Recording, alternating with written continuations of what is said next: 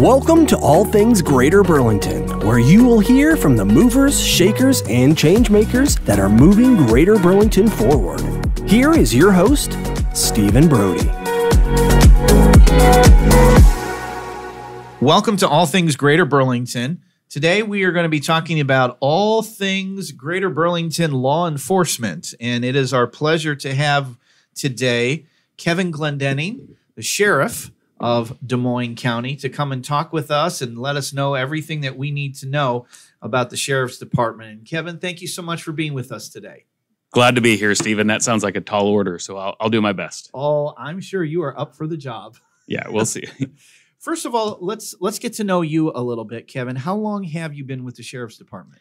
So I've been with the Sheriff's Office for about 22 years. I've been the elected sheriff. I'm just finishing my second year. So prior to being elected sheriff, I served as a deputy, and then I was a detective for about 8 years, and then a sergeant for the last couple years before I became sheriff. What was it that interested you in getting into law enforcement? So I think the biggest thing coming up, I always knew I wanted to be a law enforcement officer, at least from about middle school on. You know, I was torn between like veterinarian and law enforcement. And I can remember that transition as I just really started to enjoy it. I think it was the draw of being a part of something that gets to do so many great things, coming into work and not knowing what your day is going to truly hold. And that's from day one all the way up until now. You just don't know what your day is going to really have for you. So it's that level of excitement. I'm drawn to those kind of challenges, but also being a part of an office that has that level of responsibility of providing a service it's vital for the community and getting to provide that for the community. Yeah. It's something I just take to heart and I love being a part of. What was your pathway to get into law enforcement?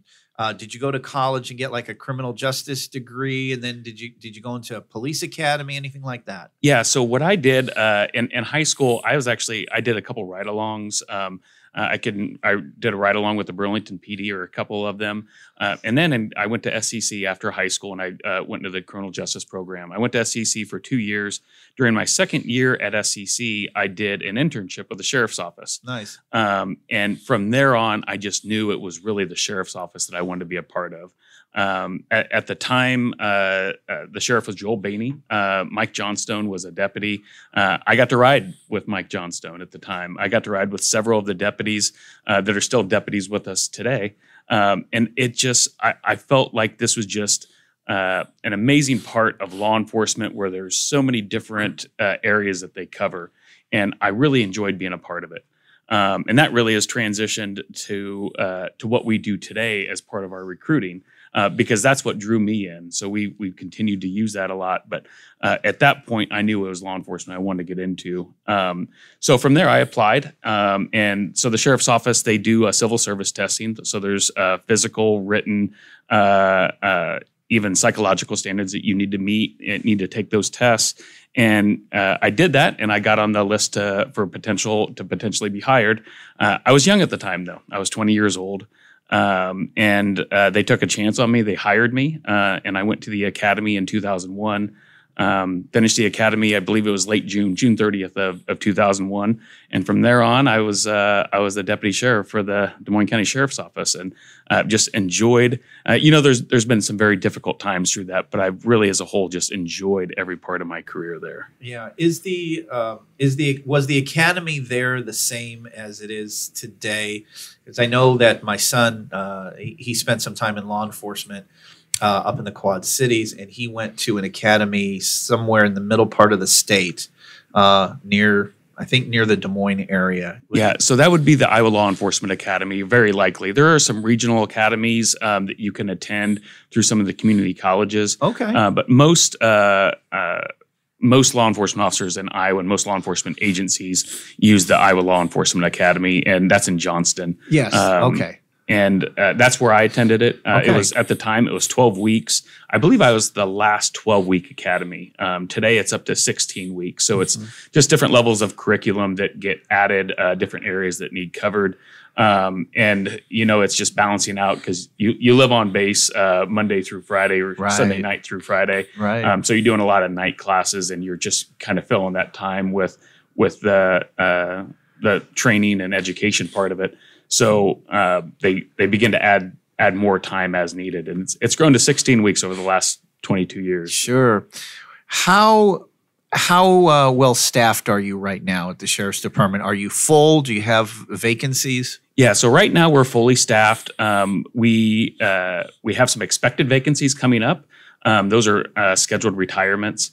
But we've just given out 2 conditional offers to 2 new potential deputies.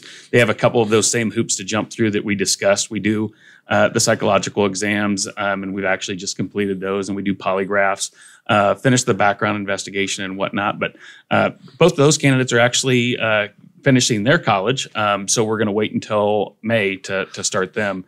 So we have a couple spots in the May Academy. I believe it starts Monday, May 1st. Okay. So we've got them on the schedule. We've really just been blessed with some really high quality candidates.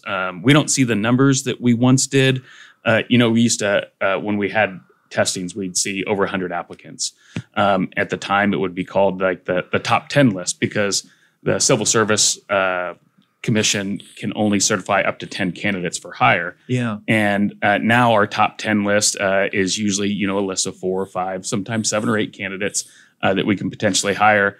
While we're not seeing those large numbers, we're still seeing some really good quality officers. So we've been really blessed in that area. And when you get the list, the pool list, is it ranked based on if the person is in the number 1 slot, that's the first one you're going to contact, or is it a random list that's put together? No, it's really just a list of the certified applicants that have passed the physical, they passed the written, and our Civil Service Commission here, they do oral interviews, which I really appreciate. We've got a lot of experience on that commission, law enforcement and professional experience. So they do the interviews, and they want to make sure that candidate also has those social skills, the ability to sit and talk to people, have a conversation, talk about themselves, talk about the office, talk about their experiences, because really this job is a large part of that social interaction. Yeah. It's information gathering and just providing help to people when we go on these calls for service or interact with the public. And we really want to make sure that they have that ability. Yeah. What do you see as your main role, Kevin, as the sheriff? So my main role, there's a lot of different aspects, and you can name off things like the budget and training and equipment. But really, what I'm there for is to provide an environment that our law enforcement officers, our correctional officers, every member of our sheriff's office can be successful in. Knowing that they know their role clearly, but that we're providing that environment where they can be successful. So to me, that means being present with the knowledge, being motivated, being competent and ready to assist them in any way I can, but also providing that example, that being an example of being motivated, being timely, being competent, and knowing how to deal with situations so that they're willing to look for me for direction, look to our leadership when they need that level of direction, and being ready for those critical incidents. How much are you still, for lack of a better word, on call versus being in the office? So I'm always on call. I mean, it's 24 hours a day. We're a 24/7 service. The office, and it's funny you bring that up because we had a command meeting last week where we had some of these discussions, is with the sheriff's office being downtown and then the correctional center being where it is out on the west end of Burlington. There's 2 locations that you really need to be present at, because what a lot of the public probably, some may not be aware of, is that the correctional center is also the responsibility of the sheriff. And that's probably about half of the responsibility that we have. About half of our employees are out there. So you are kind of pulled between those 2 different locations. But in the end, you have this list of tasks, of things that need taken care of. And sometimes that list just goes to the side when an incident happens or a call for service comes up, or just somebody needs some help with a situation they're dealing with, that's always the priority. And you just you prioritize your day, and sometimes other things come up and you need to deal with those as they occur. The correctional center, does that bring inmates regardless of whether they're brought in? Is that solely the sheriff's department, or is that police department as well? So that's anybody that's arrested in Des Moines County. Okay. So Burlington, West Burlington, the sheriff's office, state patrol, anybody that's arrested will come out to the sheriff or come out to the correctional center. Gotcha. We have 12. We have 4 intake cells that can hold up to 12 in intake, and then 80 additional or 68 additional cells for a total of 80. So our correctional center has a maximum capacity of 80 inmates. And is there a timeline as to how long an inmate can be held there? So the intake cells are less than 24 hours holding.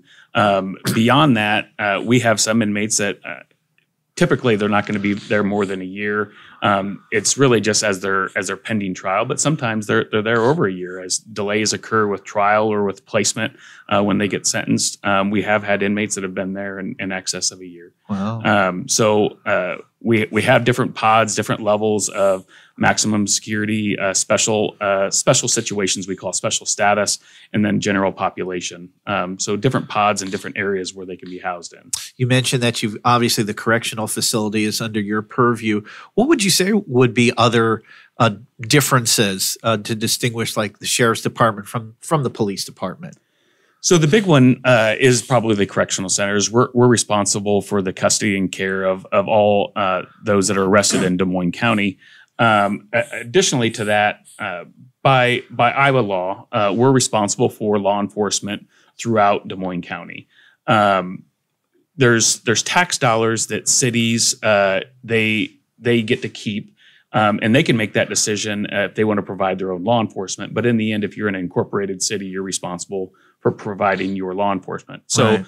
For instance, like the city of Burlington, obviously they have the Burlington Police Department. They choose to provide their law enforcement through those tax dollars that they keep. And same with West Burlington. Mediapolis, Danville, and Middletown, they elect to contract with the sheriff's office. So we act as their law enforcement agency. We provide them with law enforcement in those 3 incorporated towns, and then throughout all the unincorporated area of Des Moines County. Additionally to that, we are always there to assist Burlington and West Burlington.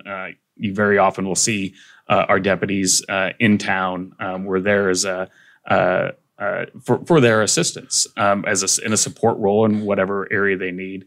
We're in the task force with Burlington and West Burlington, so we have the Southeast Iowa Narcotics Task Force.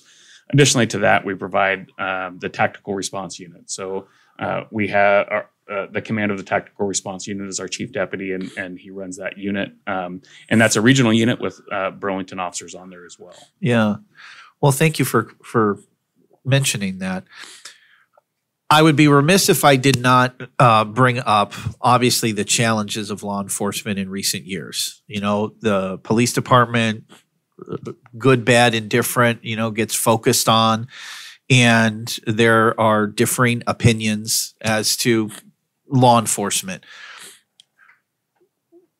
How do things look here? How would you, like, in seeing, that taking the temperature of law enforcement, how would you view how things are here in this area?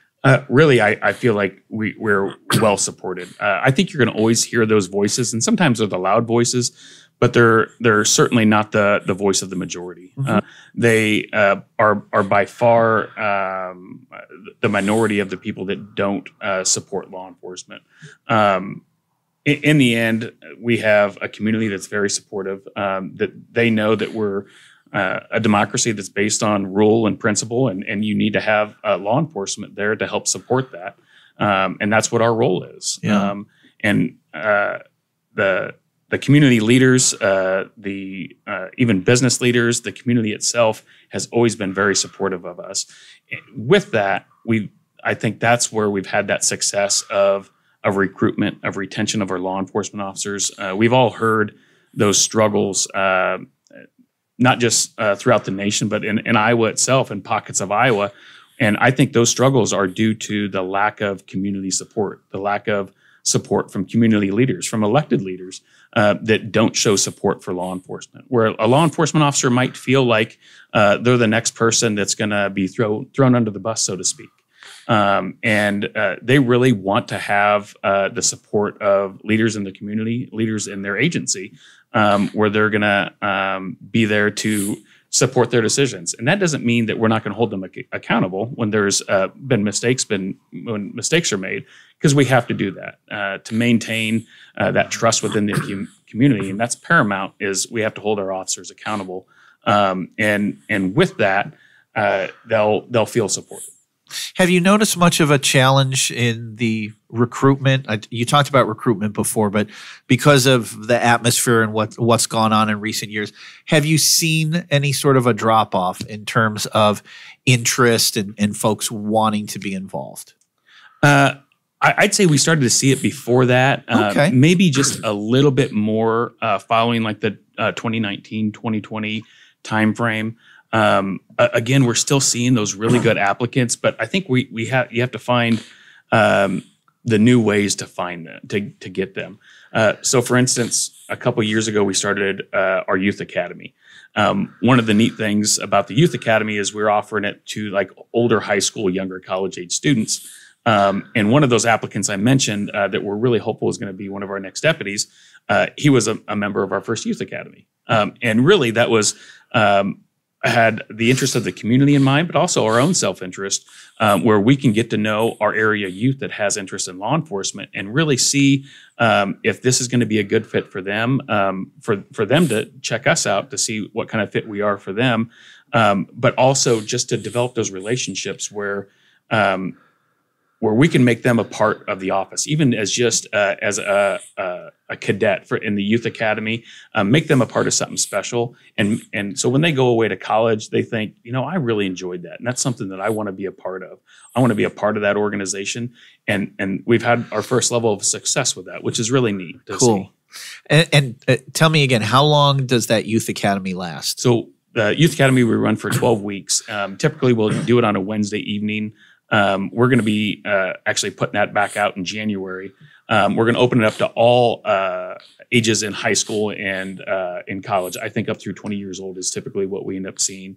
But with that, we have a specific training topic each week. So we'll cover everything from our tactical response unit to investigations to vehicle stops to our boat patrol, canine and building searches, those kind of things. So we try to do more of the hands-on things that really get them to interact. And I think they really enjoy it. When we start out, we limit it to about 12 participants, and we've had a really close to 100% success rate with keeping them through the program. That's fantastic. And if students want to get involved with that, do they do it through their school or do they go directly to the sheriff's department for that? So they can do either. So we put it out to our school resource officers, both Burlington and the rural schools, Danville, Mediapolis, and we do some active recruiting. We send it out within the schools, but we do it through social media. So you can follow us. You can contact the sheriff's office directly or contact your school resource officer if you'd like to be a part of it. That's excellent. Talk about crime for a moment here. Obviously, probably wouldn't have a job if there wasn't crime, right? What are there patterns that you see here in Greater Burlington area, tendencies to one area crime versus others that you're having to focus on? Right now, I can say one of the focuses is the concern of fentanyl, of opioids that are coming into our community. So you are seeing that here? Yeah, we are. Okay. We've definitely been slower to get there than a lot of other communities, but we're seeing that. We're seeing some overdoses, and those are very concerning, both for our communities, for the citizens in our community, but also those first responders that might come in contact with it. Where are you seeing that coming from, Kevin? Is it coming from Illinois? Is it coming from somewhere else? Have you been able to determine that? The original source is, to be quite honest, it's coming across our southern borders. Okay, it's coming in from Mexico. It's cartel level drugs that are coming in huge amounts, and that's really been that's the intelligence information tells us that that's the predominant drug that's coming across. That's important to know. So it's making its way all the way from the southern border right up here into Iowa. And same thing that we were seeing in the years past. It was methamphetamine ice that was coming across our borders. And when we started to see really large weights of that, we had those levels. That was our major concern, and continues to be a concern. Obviously, we're not turning away from the concerns of methamphetamine, but we started to see really large weights in our area, and we focused on that, and we had a lot of success on that. And right now, it's really turned to we're starting to see the heroin and fentanyl, and not just heroin laced fentanyl, but other drugs laced with fentanyl. Wow. So it's pretty concerning. And do you have a certain department? Do you have like a narcotics division in the sheriff's department that focuses on that? We do. So we have the Southeast Iowa Narcotics Task Force, and that's comprised of 3 investigators, one from Des Moines County, the sheriff's office, one from Burlington PD, and one from West Burlington PD. And they also work very closely with the state narcotics investigators. So the Division of Narcotics Enforcement. The Iowa Department of Public Safety has detectives that are assigned to that role, and they work together as well. So that's their primary focus, would be narcotics level investigations. But really our street level officers, they're out there, they're responsible for responding to calls, to be out there, be present on the streets, be present in our towns. But when they're not doing that, they're also out there being proactive. They're well aware of people that are a concern in our community, and we focus on those. We focus on people that not only might have those bad intentions of selling drugs in our communities, but violent offenders, illegal guns, those kind of situations. We put our focus on those, and we proactively work on those. We've got the river right here, obviously. Are you having to deal with any crime-related issues specifically tied to the Mississippi River? I wouldn't say crime-related issues. I mean, we have calls from time to time. We do routine patrols out there, and when I say routine, it's going to be on like the busier weekends, holiday weekends, that kind of thing. Yeah. We have an emergency water response team, and we have deputies that are trained to go out on our boat, so we can respond in emergencies, and we do some just proactive patrols out there as well, but not major situations. Every now and then, you'll have a unfortunate event that you need to respond to, but no major crime issues. So a lot of the stuff that you're talking about, it's being transported not across the river or down the river. It's being transported mostly by vehicle then. Well, it comes in a lot of different ways. Okay. Not just by vehicle. I mean, there's other commercial ways that they're moving it around. And that's kind of all part of the intelligence gathering that we work on and use as part of our investigations. Yeah. But those are all, investigations start on sometimes a really low level. And we gather that intelligence from people that might just be on the user level and work up through there.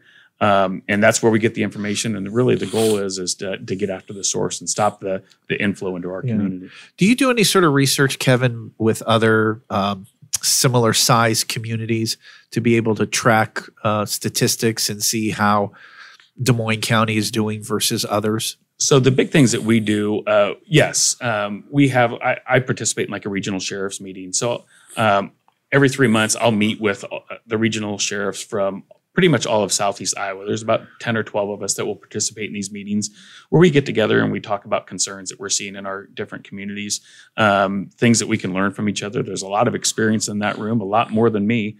And sometimes that we start seeing situations that maybe we haven't dealt with just yet. And we can bounce ideas off of others and ways that they've had successes or failures for that matter. And we can learn from each other. So we do follow that. You're also watching crime data. You're keeping an eye on those things and monitoring that and seeing what's popping up. So yeah, we do keep an eye on those kind of situations. What do you seem to be most concerned about right now? Is it fentanyl, or is there something else as well that, as a department, is of a concern? For me, it's really the narcotics, and what comes with narcotics is the unfortunate thing is there's a lot of illegal guns that are associated with it, and that means violent crime. Legal gun owners, legal guns, those aren't our issues. It's the illegal guns. It's people that shouldn't possess those firearms that are the concern. Unfortunately, with the drug trade, those violent crimes come. And then on the backside of that, you have people that are users that they end up being your burglars. They end up stealing to support their habit. They make unfortunate decisions to provide that drug for themselves. And there's a lot of crime that revolves around drug use and the inflow of narcotics into a community. What do we need to know to help you out in terms of either as a business owner or just as a resident here in the county? I think one of the biggest things to know is, one, if you see something, then say something. If you see something of concern, then help us out. The other thing would be is the support that we get from the community, law enforcement wise. What I was hitting on earlier, we receive a ton of support. But I guess what I'll tell you is one of the biggest things we can do to combat crime is to have good quality officers, to make sure that we're able to hire to fill those positions. All the data will tell you that officer presence is the #1 deterrent. So just the mere presence of an officer, they are deterring crimes that they didn't even know was going to happen.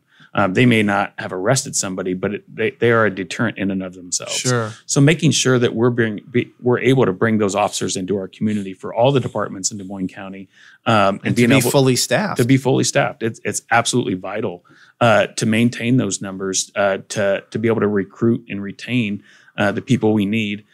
With that comes from leadership. That comes from the leaders of our community, the leaders of our law enforcement agencies and departments, and from the community itself, and just showing support and being able to recruit and retain those quality individuals. Do you have any examples of policies or programs that you are doing working in concert with the community to involve the community and working together with you?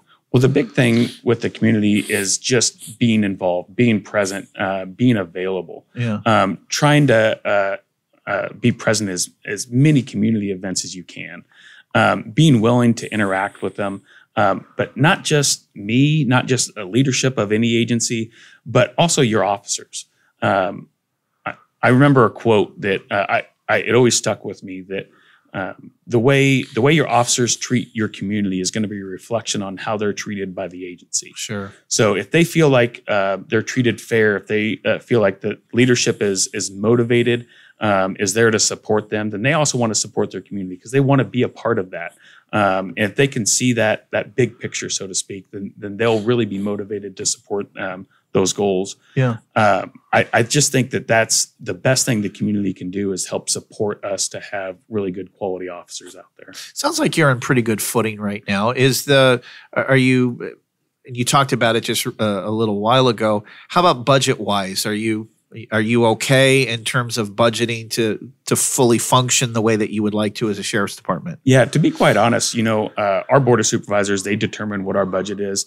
And they've been very supportive of our needs, of our equipment needs, of my requests over the last several years to be able to add deputies when needed, to add command staff when needed.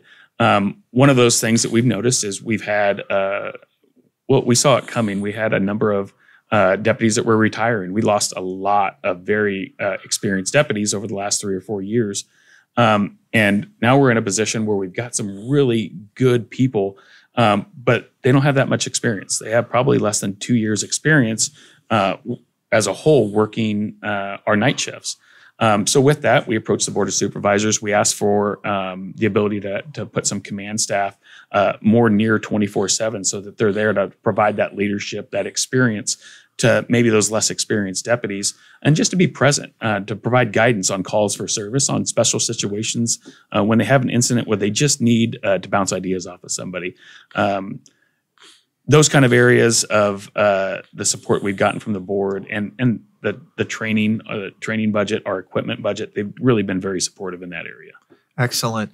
So in the remaining time that we have left, anything else that you would like to share in terms of the sheriff's department, what folks need to know, or to encourage anyone who might be thinking about a career in law enforcement? Well, I guess I just like people to know that in the end, we're all humans too. We're prone to mistakes. What I always try to pass on to them is just show up and do your best to be confident, be motivated, make decisions with a good heart. If you're going to have mental errors, we can't have moral errors. And I think we really do a good job of having really good people in those positions to provide that service for the community. As far as what the community can do is just keep being supportive of us. If there's any questions, any concerns, feel free to reach out to us. If there's just something you'd like us to be a part of, to do a presentation, we have deputies that are certified to do like the run, hide, fight certifications. Nice. Or training for different businesses. If there's anything we can do for your organization or for the community, feel free to reach out. We'd be glad to be a part of it. Is there a main contact? Is there a main phone number or main website for people to know about? So the sheriff's office website is part of the county website as a whole, and we're revamping that right now. So in the next month or two, you should see a much improved website. The ability to contact us through that. Really, the best way to get a hold of us is you can get my email from that website, from our current website or future website, or just call the sheriff's office directly, and you'll be able to get a hold of me or anybody in our office for that matter. And that's not calling 911. Correct. It's a different phone number. Yeah. I'll be glad to give that phone number out, but it's readily available if you Google search us or just look up our website. Very good. Well, Sheriff Glendening, it's been a pleasure to have you on today, and thank you for your time. Most importantly, thank you for your service to Des Moines County. Thanks so much for having me on. We appreciate you listening. Don't forget to like and subscribe, All Things Greater Burlington. And if you have any suggestions on guests that you would like to hear on the podcast, feel free to reach out to us at the Greater Burlington Partnership. Until next time, have a great day, and we'll see you on All Things Greater Burlington.